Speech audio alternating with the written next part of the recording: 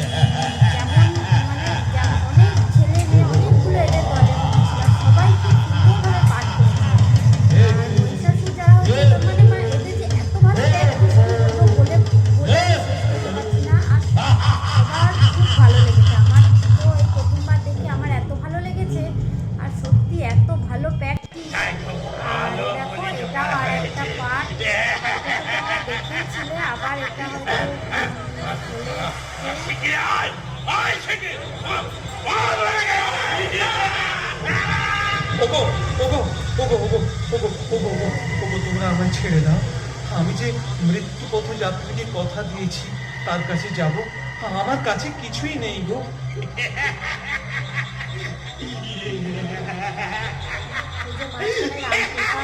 দাঁড়িয়ে আছে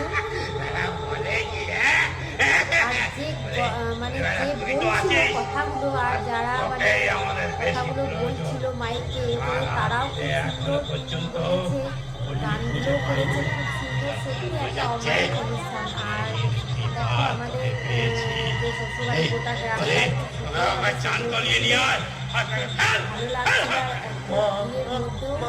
আমরা দেখতে পেয়েছি, এটাই আমাদের সৌভাগ্য। এত ভালো একটা অনুষ্ঠান তো 12 বছর পর পর অনেকেই সবাই এত ভালো একটা সবাই যেন মিস করে। আর তার জন্য হয়তো এই 12 বছর ধরে সবাই ওয়েট করে থাকা। আর এই দেখো মা কালী মানে টিভিতে আমরা দেখি যে এডিট করে ছবি বসানো, এডিট করে সুন্দর হবে, কিন্তু এখানে যে এডিট নয়, এগুলো করছে এখানে কোনো এডিট নয়, কিন্তু ঠিক মনে হচ্ছে যেন আমরা টিভিতেই দেখছি। এত সুন্দরভাবে এরা পরিবেশন করেছে। সাধুগ্রাম প্রসাদ জাত পাত নির্বিশেষে দেখো তোমরা শেষ পর্যন্ত দেখবে। প্রত্যেক মানুষের দুয়ারে দুয়ারে গিয়ে আমার এই ভিডিওতে অনেকেই আছে আমার শ্বশুরবাড়ির দিকে, তারা তাদের অনেক ভালো লেগেছে, তাদের গ্রামে তাদের তো ভালো লাগবেই। আর আমি এটা মেনলি আমি দেখাতে চাই যে আমি যেদিকে থাকি আমার এদিকে কিন্তু এরকম কোনো অনুষ্ঠান কেউ জানেই না, তাই তাদের কেমন লাগলো কিন্তু জানাবে। আর এই যে এখানে দেখো সেই ভূতগুলো কেমন আওয়াজ করে কেমন সাজে, ঠিক দেখে মনে হচ্ছে সত্যিকারের ভূত যেন। আর যে মানে মিউজিকগুলো যেগুলো দিচ্ছিল সে তো সত্যি খুব ভয়ানক, আর এত ভয়ানক আর এত সুন্দর লাগছে কি বলবো। সত্যি মানে এত সুন্দরভাবে যে করা যায় সত্যি আমি এদের না দেখলে বুঝতে পারতাম না।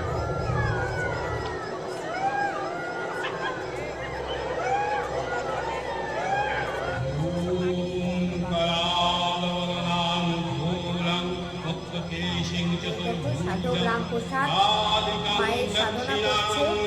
আর দেখো যে মেয়েটি দাঁড়িয়ে আছে মা কালীর সাজে, তো আমি তো প্রথমে দেখে বুঝতেই পারিনি এটা কোনো মানুষ, মানে পুরো মনে হচ্ছে যেন একটা মা কালীর মূর্তি দাঁড়িয়ে আছে। একটা মানুষ যে এইভাবে মানে এদের প্র্যাকটিস না হলে এরকম হয়, তাই না? আমি তো সত্যি দেখে বুঝতে পারিনি যে এটা মানুষ। বোঝার দায় আছে, আপনারাই ভাবুন একবার। আর কাঁদিসনি বাবা, দেখা দেবে নয়ন মেলে দেখ তোর মা এসেছে বাবা।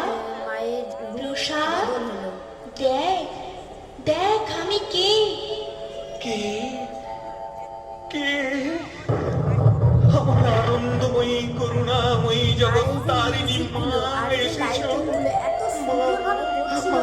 আর এই যে এই মাইক মিউজিক লাইটিং সবটাই কিন্তু ওরা নিজেরাই নিয়ে আসে। আর এদের আমি ধন্য মা, আমার জীবন সার্থক মা।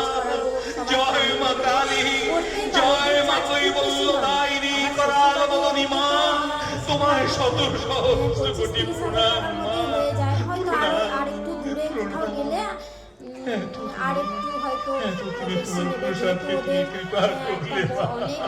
থাকে, দয়া করে যখন আলো দেখিয়েছ তখন আর অন্ধকারে টেনে নিয়ে যেও না মা। তোমার আলোর আলোয় নিয়ে চলো, আলোর রথে নিয়ে চলো মা। ওরা নিজেরাই সব জায়গাতেই নিয়ে যায়।